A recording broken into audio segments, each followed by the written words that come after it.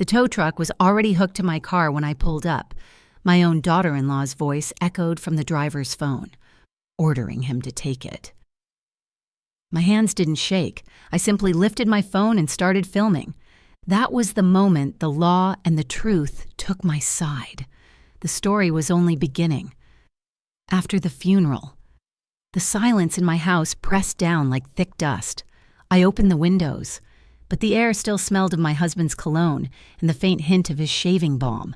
Every chair, every mug, every little dent on the kitchen counter reminded me of him. My name is Zarina Ellsworth, 67, widow, mother, and still breathing. I said it out loud that morning like a pledge. I'd spent enough time being someone's wife, someone's mother, you don't need to worry, but I needed motion. Sitting still felt like waiting for the world to decide I was done. If I can drive, I can breathe, I told myself, slipping on my shoes. So I went to buy a car. Nothing fancy, just dependable. The dealership off Academy Boulevard shimmered under the late spring sun. The sales clerk, a polite young man named Derek, offered me a cup of coffee in a flimsy foam cup. I tested the driver's seat, adjusted the mirrors, checked the steering grip. If my shoulders don't ache on this turn, we're talking, I said. He laughed politely. The Subaru felt right, solid, not too proud, just steady. When I signed the papers and read my name on the ownership line, Zarina Ellsworth, owner, I whispered it again. For the first time since the funeral, my chest loosened. I turned on a gospel station, cracked the window, and felt the sunlight warm my face. On the drive home, a memory slipped in like a radio static. My husband's laugh at a red light, his hand tapping the dashboard to Al Green. Keep air in your lungs. Keep going, he used to say. I smiled at the memory, not to chase away sadness, but to let it sit beside me without taking the wheel. Buying this car wasn't moving on. It was carrying him forward in motion. We survive by choosing one next step, I murmured to the empty seat. By afternoon, I pulled into my driveway, parking the Subaru neatly beside the curb. The neighborhood was still. The lilac bushes trembled in the light wind. Then the doorbell rang. Too soon. I opened it to find Milas Corin, my daughter-in-law, standing with a smile so polished it could cut glass. "Hi, Mom. How are we doing today?" she chirped, stepping in before I could answer. Her perfume filled the kitchen like someone else's claim. "Coffee?" I asked out of habit. "Oh, no. We're just stopping by, heading to see my folks." Her gaze drifted to the window where the Subaru gleamed. "Big purchase, huh? Financing at your age can be, tricky," she said lightly, stirring the air with fake laughter. I smiled back. "My credit's older than both of you and still pays on time." Her eyes flickered. I reached for the keys hanging on the hook. She moved faster, her hand closing around them like it was part of the plan. "You don't need this." "Mom," she said, voice syrupy and firm. "We'll take the car, drop you off at assisted living on the way." For a second, I thought she was joking. "That's a hard no," I replied, steady as a held note. She sighed. "You're not hearing me." "Oh, I am," I said. "I'm disagreeing." She invoked my son's name like a shield. "Corbin worries about you driving." I saw it then, the tactic dressed as concern. She pocketed the keys, flashing a brittle grin. "You can Venmo me gas if you want to help." And just like that, she was gone, her heels tapping my porch in perfect rhythm with my pulse. I didn't yell. Instead, I stood by the sink, counted 4 in, 4 out. Tactical breathing my grandson taught me. "People will call it care while they take your life out of your hands," I whispered. I texted Corbin one line, "We need to talk about consent." Then I placed the phone face down, opened the drawer, and laid out my insurance folder, title copy and license. Facts first, feelings later, through the window. I watched my car roll away, my independence shrinking to a speck on the road. I unlocked the fire safe, drew out an envelope addressed to Milas, snapped a picture of its seal. My fingers hovered above my phone, 3 words ready, waiting. I didn't hit send yet, but I knew what came next. "Check the glove box," I wrote, and this time I pressed send. The phone buzzed, then went still. I turned it face down on the counter, its reflection catching the hum of the refrigerator. The porch light clicked on, that steady click that feels like the house taking a breath. Outside. Colorado twilight stretched thin. I waited, not for an answer, but for silence to settle. Red receipts popped up almost immediately. Malis always left them on, her way of saying she saw you and still chose when to answer. I stacked the insurance folder, squared the corners under a rubber band. Ritual for when pride needed armor. Before the storm comes, I told myself. Tell them how it started, how a dinner table turned into a stage. Corbin called 2 days after the funeral. Ma wants to feed you. Mom, he said. He didn't mean my mother. He meant his wife. That's how she branded herself, Ma. Warmth by marketing. The time and place weren't questions. They were instructions. We'll swing by at 5. It's easier if we drive you. Easier for whom? I wondered, when they arrived. Her SUV idled in my driveway. Window rolled down just enough. You good to go? She asked. Not, do you want to? Just, you good to go. I brought a homemade pecan pie. She set it by my feet, not in the back seat where food belongs. Don't worry, I'll keep it safe. She said, eyes already on the road. Every word of that drive felt like a small rehearsal. We're all adjusting, she told Corbin, tone syrupy, translation, adjust to her holding the keys. At the restaurant, the hostess called out, "Party of 4 for Corin, not Delane." A public rebranding. On the table sat folded name cards, handwritten. Mine read, guest. I paused, smiled small, then sat in the draft near the bathroom. Twice servers brushed my chair. The third time, I didn't move. Corbin half rose to trade seats, but Miles pressed his arm. Let Mom sit. She likes easy access, I said. I like respect more. She giggled. You're too funny. The room smelled of garlic bread and cheap wine. A child somewhere blew out candles. The cheer that followed made my silence sound louder. She turned to the server before I could order, "Low sodium for Mom. She forgets sometimes." I didn't forget. I forgave too often. "Blackened salmon," I said. She cut in. "Grilled. Not blackened. Spices upset her." I folded my hands and let her keep talking. "She's been tired lately," she continued, her smile pitched for sympathy. Corbin cleared his throat, trying to change the subject. "Mom, Pastor Hall asked about you." But Miles wasn't done. "We've looked into assisted living, movie nights, transportation. She'd love it," I said calmly. "I'm retired, not returned." The young waiter hid a grin behind his notepad. Halfway through dinner, her phone came out. "Family check-in night," she said, filming. The camera angled to my hands, not my face. "Checking in on Mom after a long week." She cooed, heart emojis and captions about care. She turned my water glass toward me like I was a child. "Hydration is dignity," she said. "Tag me." Corbin murmured, half apologetic, half trained. I said, "Take that down."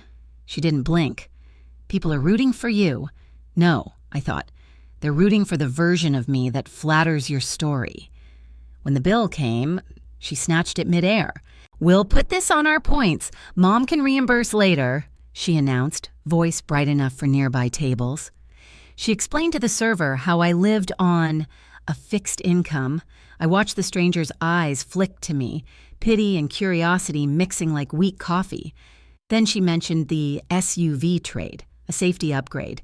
She called it, same as hers, only we hold the keys, Corbin said. "It's temporary." I folded my napkin, pressed it flat, a small, quiet rebellion. In the parking lot, she hugged me for the camera. I kept my arms at my sides. "Smile," she said. I didn't. "You'll thank me later." She opened the passenger door. I closed it. Slow and sure, walked around to the driver's side. "I'll drive." Her expression cracked, then reset. She dropped the keys into my palm like an offering she'd already taken credit for. On the ride home, she mapped my next week. "We'll pick you up Tuesday for the tour." "Text me the address," I said. She cheered, mistaking compliance for consent. When we reached my porch, she held the pie up for one last photo. "From Mom," she captioned. My pie, her story. Now, back in my kitchen. The phone vibrates again and again. I let it. When people turn your life into their content, I tell the empty room. Send them facts, not speeches. I slid the envelope across the table. Duplicate title, registration, license. The counterweight to her performance sat sealed and dated. The message I'd sent wasn't threat, it was truth delivery. Check the glove box. A car door slammed outside. Headlights swept through the blinds. I stood, heart steady, footsteps on the porch, hers sharp and deliberate. I laid the envelope beside the insurance folder, ready for her to meet both before me. I opened the door just an inch, enough for the porch light to carve a halo around Milas's face. I kept the chain on. House rules, I said evenly. No filming, no shouting, no touching what isn't yours. She laughed, a brittle sound that didn't reach her eyes. Corbin hovered behind her, that same look of someone trying to guess which side of the fence would stay standing. We just want to talk, he said. Then talk, I replied, voice calm as static before a storm. My coffee table waited behind me. A manila envelope, my insurance folder, pen aligned on top. We don't argue, I murmured. We timestamp. Only when they nodded did I unhook the chain. Boundaries. After all, aren't decorations. They're doors that open only when earned.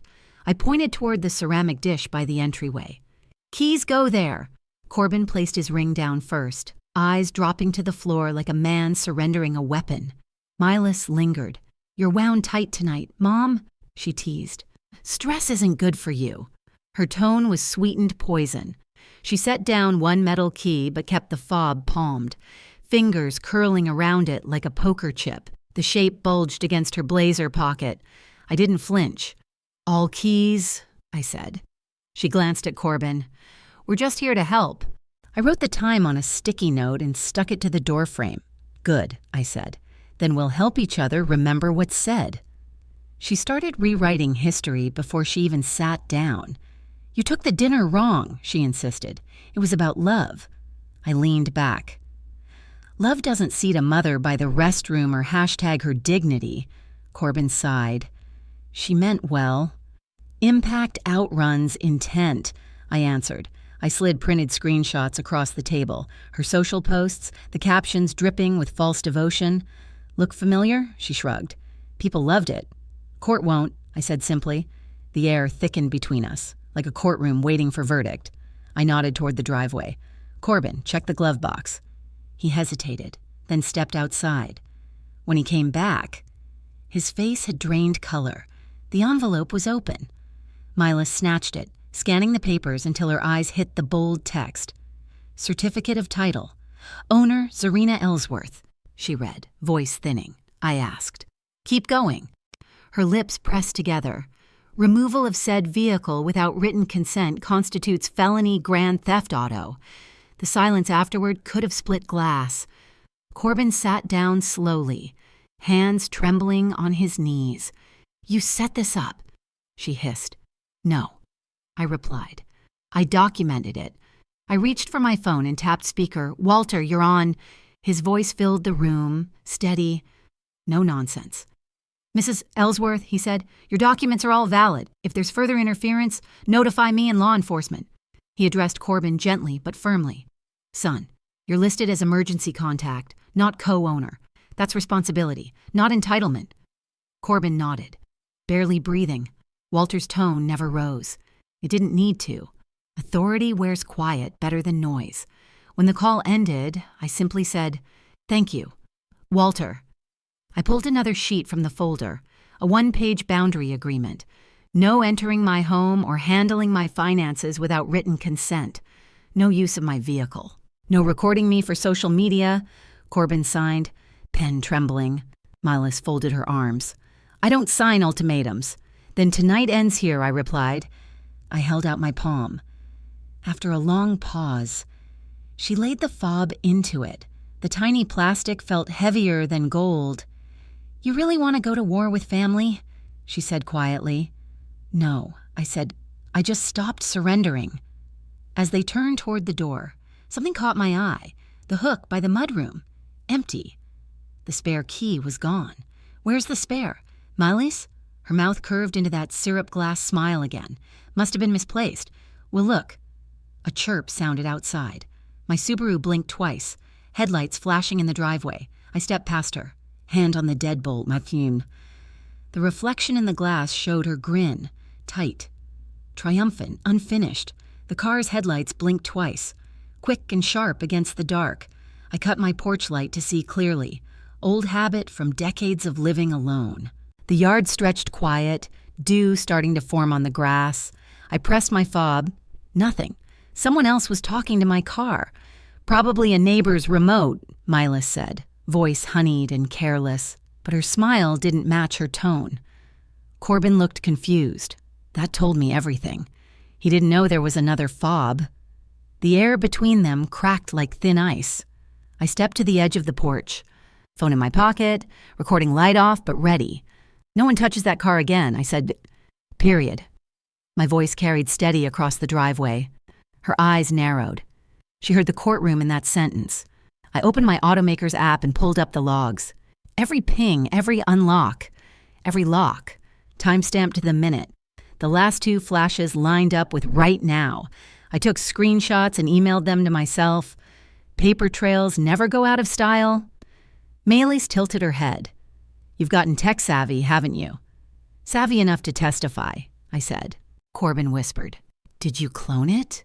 The way he asked told me he suspected she had. I didn't let her answer. Duplicate fob, I said. That's tampering and conversion. She laughed too loud. You're making this bigger than it is. No, I said, calm and clear. You already did. I texted Walter, duplicate fob confirmed. Proceed? He replied within minutes.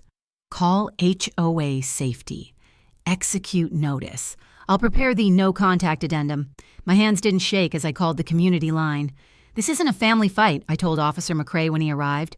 It's property interference under HOA policy. He nodded. Calm. Practiced. We'll handle it as safety enforcement, ma'am. Milas scoffed. You drag neighbors into this? You brought my driveway into yours, I said. Corbin stayed silent, staring at the ground like he'd just seen the cost of loyalty. Officer McRae explained the access revocation notice. His voice was even official.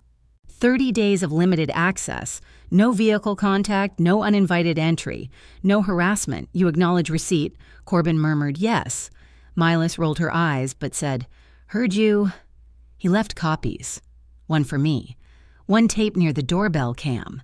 She hated the quiet efficiency of it, how her drama didn't fit this formality. I signed the acknowledgement line. My name steady.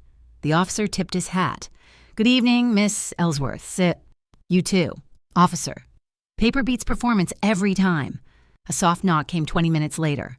Rue Danvers, mobile notary. Stood at my door, clipboard, seal. Efficient grace. Evening. Ma'am. 3 signatures and I'll be out of your way.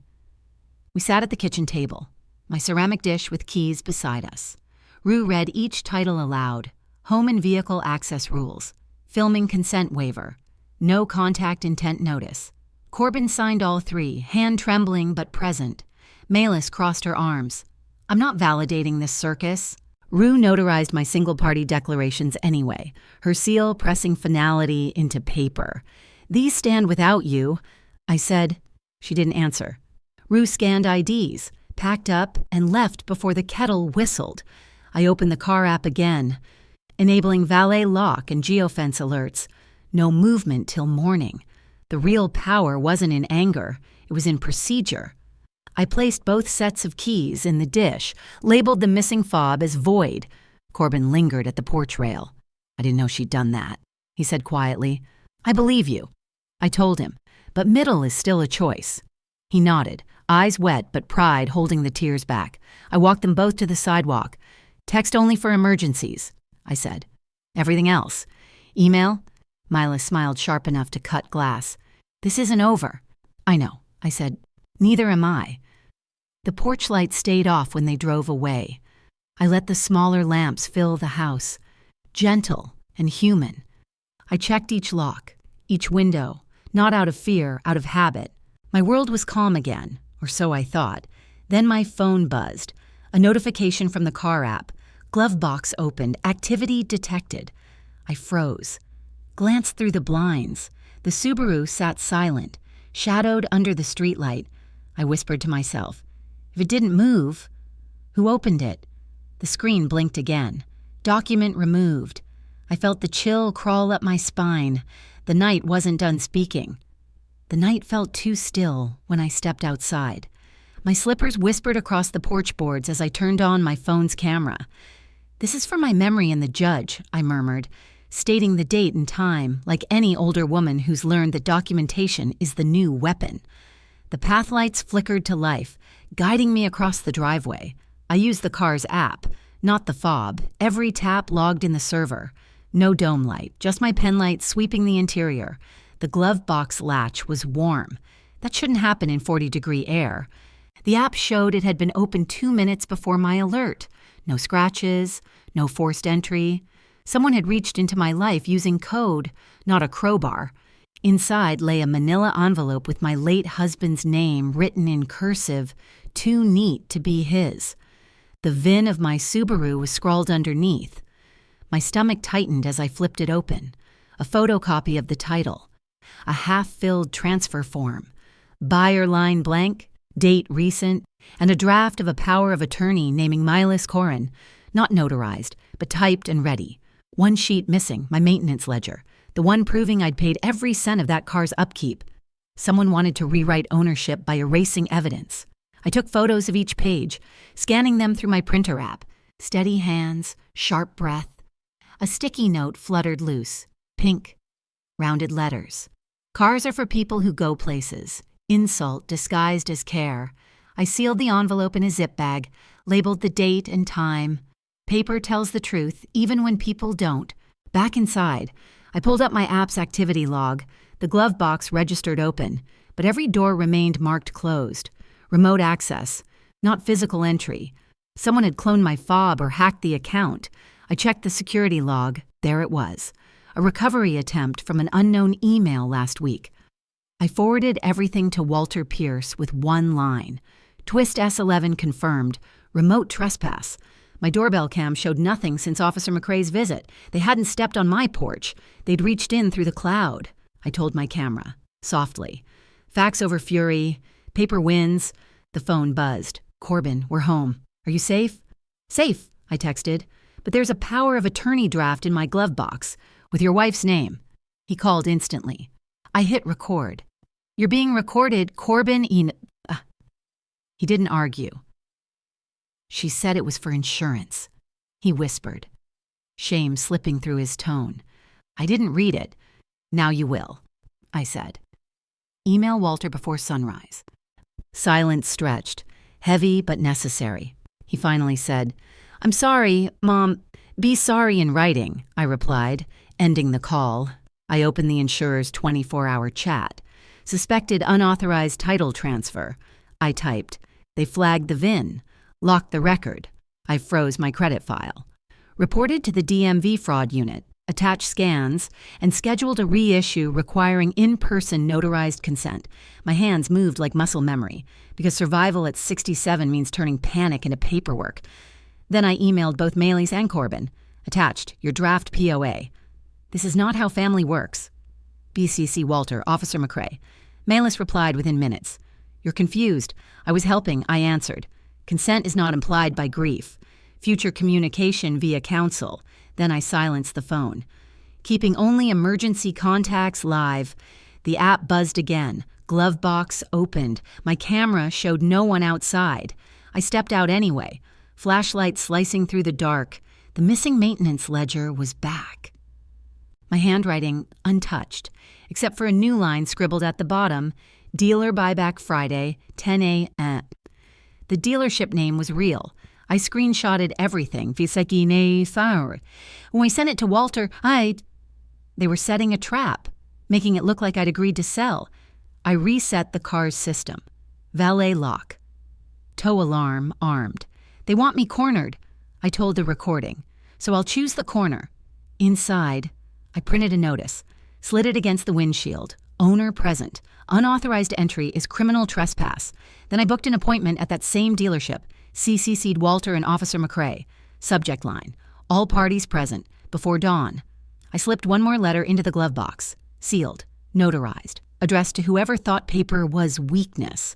If you open this again, you'll meet my lawyer before you meet me. I arrived 5 minutes early, as any woman who's been underestimated learns to do. My binder sat square on the table, tabs color-coded, copies for everyone, including the ones who pretended they didn't need them. The dealership's glass walls reflected a quiet kind of power. "Let's keep the blinds open," I told the general manager. Officer McRae stood by the door, arms folded, not as muscle, but as witness. I placed my phone in plain sight, camera light blinking red. "We're here to prevent fraud, not discuss feelings," I said evenly. Walter, beside me, nodded once, taking notes with the calm of a man who already knew the ending. I laid down the folder but kept my originals zipped inside my bag. Chain of custody isn't paranoia. It's survival for people like me. The notary cleared her throat. "No notarization without live ID and consent." Her tone was crisp. "Procedural, the kind that cuts through pretenses." I handed over my driver's license, my name gleaming under the overhead light. Then I slid a utility bill forward. Proof of residence, proof of presence. Miley smirked as she offered her own paper, a draft power of attorney naming herself. No signature, no stamp. The notary gave a small shake of her head. I leaned forward. "Who told you that would hold up in a courtroom?" The silence afterward hummed louder than any accusation. Corbin shifted in his chair. "It was just for insurance," he muttered, his voice cracking. I wrote it down in ink, because spoken apologies fade faster than cheap toner. The compliance officer clicked the projector on. "Per policy, the titled owner must be present for any transaction," she began. An email chain appeared on the screen. Milas's name in bold. Her message read, "Pre-wire buyback. POA to be provided on arrival." I caught her flinch when the timestamp showed it was sent before last night's glove box tampering. McRae's pen scratched against his notepad. "That's not a misunderstanding," he said. I slid forward the DMV alert, insurer report, and notarized title hold. "Premeditation," Walter said quietly. "An attempted conversion." The GM frowned, muttering something about internal training. I told him, "Good idea. Train them on elder fraud while you're at it." Next came the CCTV footage. Mila stood at this same counter 2 days ago, handing the receptionist my VIN. Walter synced the footage with my car app log. There it was. Her face on one screen, the digital record of my glove box opening on the other. I didn't need to raise my voice. "You tried to make me the seller." I said, "You just forgot to invite me to the sale." Corbin buried his face in his hands. "She said it was just paperwork." I looked at him. Steady. "Paper doesn't lie, son. People do." I slid out my final folder, thick and labeled, property access and no contact terms. "Each of you gets a copy," I said, "signed, sealed, and filed." The notary stamped the pages, each thud landing like punctuation. I signed a fresh affidavit, notice of intent to retain vehicle. Walter followed by setting a draft injunction on the table. Officer McRae added, almost kindly, "Tampering with a vehicle's records is felony territory." Milas's jaw clenched. "I was helping her grieve," she whispered. "Grief isn't consent," I said. "And I'm driving just fine." The compliance officer read the email aloud. "Buyer ready Friday." I asked her to repeat it. She did. Corbin reached across the table. Maybe to mend. Maybe to silence me. I moved my binder instead. Boundaries are better than bridges when the other side keeps burning them. Walter closed his notebook. Attempted transfer prevented. Evidence preserved. I requested a certified statement from the dealership verifying no transaction could occur without me. The GM agreed, head low outside. The morning sun hit the parking lot like a new kind of truth. I signed the visitor log. Exact time noted. Everything leaves a paper trail, I said. McRae smiled. "Including this." I turned toward my car and my phone screamed. Tow alarm. Vehicle movement detected. My house address blinked across the screen. "We set the record straight here," I told them. "Looks like someone just opened a new chapter." When we turned onto my street, the tow truck was already idling crooked against the curb, exhaust coughing like it knew it didn't belong there. Officer McRae's patrol lights washed the drive in red and blue. Calm but firm. I stepped out first, steady voice, camera rolling. Eyes up, hands free, I murmured to myself.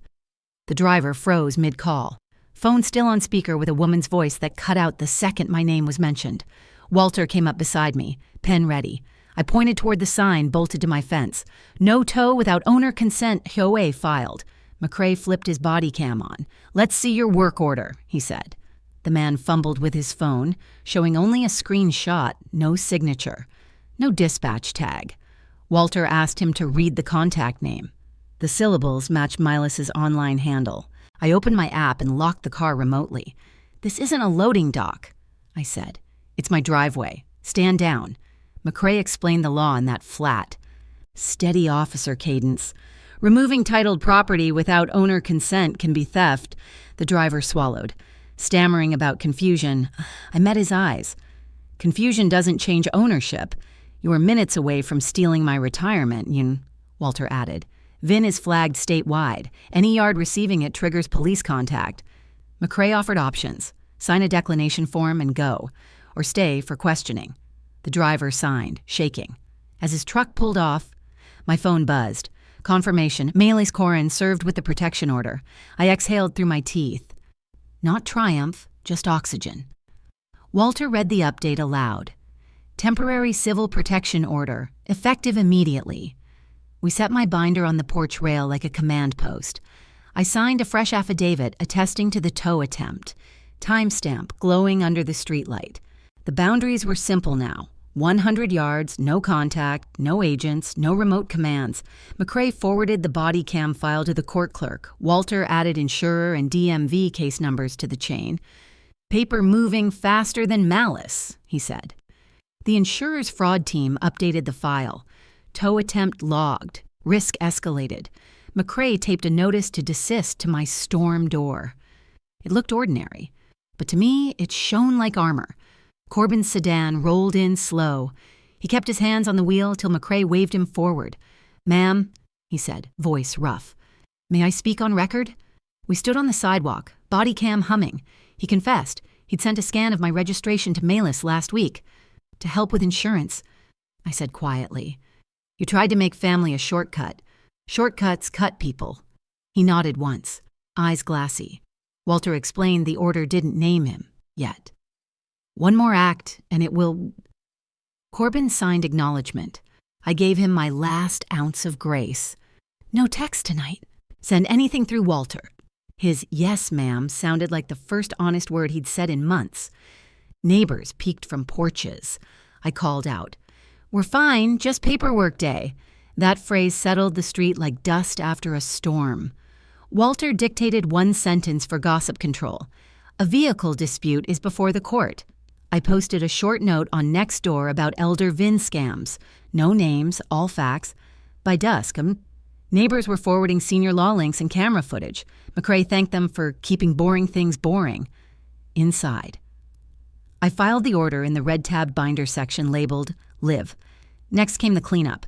I called my bank's elder desk, flagged my accounts against unauthorized wires. Walter emailed the dealership's compliance officer. Litigation hold confirmed. I scrubbed extra devices from my car app, left only one hardware key. The insurer activated facial verification for any payout or sale. DMV portal displayed my title restriction. In person only. I printed and stapled it, proof that persistence had a paper cost. A sticky note on the glove box read, Paper beats whispers. It made me smile. My phone blinked with 3 ghost texts, typing bubbles from Melis, then gone. Walter forwarded her the counsel-only email, auto reply. Received. No apology, no signature, I whispered. Absence used to be my weakness. Now it's her record. Corbin sent Walter screenshots of messages she'd written, time-stamped minutes before the tow truck arrived. Evidence, not closure. I brewed tea and let the whistle fill the silence. Walter outlined tomorrow's prep. Witness list, exhibits, mock testimony. Keep sentences short, he said. Let truth do the long work. I drafted my statement. I am not fragile. I am the title donor. McRae offered to testify. I thanked him. I texted Corbin through counsel. Choose law over loyalty. Then I packed my glove box, order copy, contact card, 1 peppermint. An email arrived from the dealership compliance officer. Caller tried to schedule after-hours appraisal under your VIN. Declined. Recorded line available. Timestamp. 5 minutes after the tow truck left. I forwarded it to Walter and McCrae, murmuring, "They don't learn from empathy. They learn from outcomes." I slid the order behind my husband's photo on the mantel, locked the door, and said softly, "I'm still here." The courthouse smelled faintly of disinfectant and paper, 2 things that never lie. I checked in early, red tab binder in hand, my car keys looped around my wrist like a medal I'd earned the hard way. Walter greeted me with a nod. "You ready?" he asked. "Always," I said. Officer McCrae joined us near the aisle. Reviewing his notes, body cam timestamps glowing on his tablet, Corbin sat in the second row, alone. No malas, just her lawyer flipping through a folder too thick with excuses. When the clerk called our case, I stood, breathing through my mantra. Slow is smooth, smooth is fast. The judge adjusted her glasses. Voice even.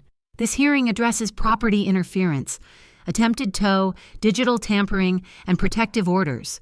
Proceed. Walter's voice carried like a quiet metronome. He presented each exhibit in sequence. The title, DMV restrictions, insurer flag, and dealership logs. McCrae testified about the tow truck, the driver's statement, and the moment he watched me stand my ground, my sentences were short and plain. I am the titled owner. Consent is not implied. Presence is policy. The judge nodded each time, jotting notes. When Walter mentioned the dealership's recorded refusal of an after-hours appraisal, the courtroom energy shifted. The word recorded always changes posture. Milas's attorney leaned forward, searching for a softer story. There wasn't one. Paper doesn't blink. Cross-examination came quick.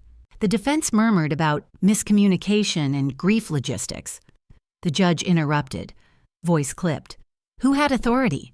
Walter pointed to the notarized revocation of power of attorney. Dated, sealed, verified? Corbin admitted on record that he'd sent my registration scan without asking. To help, he said. Eyes low. Help, I replied. Doesn't start by erasing me. The gallery hushed. Even Milas's attorney stopped turning pages. The judge warned about proxy acts and sanctionable intent. The defense table wilted under fluorescent light. Then came the moment I'd waited for. Walter asked to introduce one final exhibit.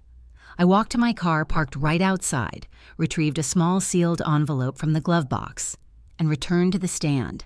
Inside, a notarized letter rescinding any informal permissions, a printed app audit of attempted geofence breaches, and an SD card holding dashcam remote access logs. The judge allowed playback. The dealership's recorded line and my car's digital alert played in perfect sync, one ordering an appraisal, the other logging a remote glove box open. Intent clicked into place like gears. Milas's lawyer requested a recess. The judge said, "Denied. The record is clearer than a recess can make it." I didn't look back. I just touched the key coil at my wrist, grounding myself. "I prepared for absence," I said quietly, "by leaving evidence of presence." The ruling came like a sunrise, steady, not loud. The judge converted the temporary order into a 1-year protection order, 100 yards, no remote access, no agents. She ordered restitution for the attempted tow and legal costs, and an injunction requiring my physical signature for any future title change. Her final line was pure truth. Family is not a loophole. The gavel struck once, soft but complete. Walter exhaled beside me. "That's closure." "Zarina," he said. "No," I corrected gently. "That's foundation." By noon, the compliance officer had emailed every branch. Do not engage VIN ending 419. The tow company added me to their owner present only list. The insurer elevated the case to attempted title fraud. Officer McCrae walked us out, smiling faintly. "You ran this like a captain, Miss Ellsworth." I laughed. "More like a careful driver." Corbin approached, handed Walter an envelope, therapy enrollment, financial literacy course sign-up. His own start line. You can rebuild trust, I told him, but not by borrowing mine. That evening, I drove to Palmer Park. The sky was copper with autumn dust, and the city stretched below like a quilt I'd mended myself. My keys glinted in the light, ordinary, heavy, mine. In the glove box rested a fresh copy of the order, a contact card, and one peppermint. I recorded one last voice memo. Peace isn't what they give back, it's what you take back and guard. My phone buzzed, a message from the community center asking if I'd speak about elder ownership. I smiled, turned the ignition, and whispered, "Yes, let's teach them what quiet power looks like." As I merged onto the highway, the sun caught my rearview mirror, just long enough for me to see a silver SUV 2 cars back. Moving every time I did, my phone vibrated again. Unknown number flashing. "Nice speech today, Miss Ellsworth. See you soon." I didn't answer, just gripped the wheel tighter.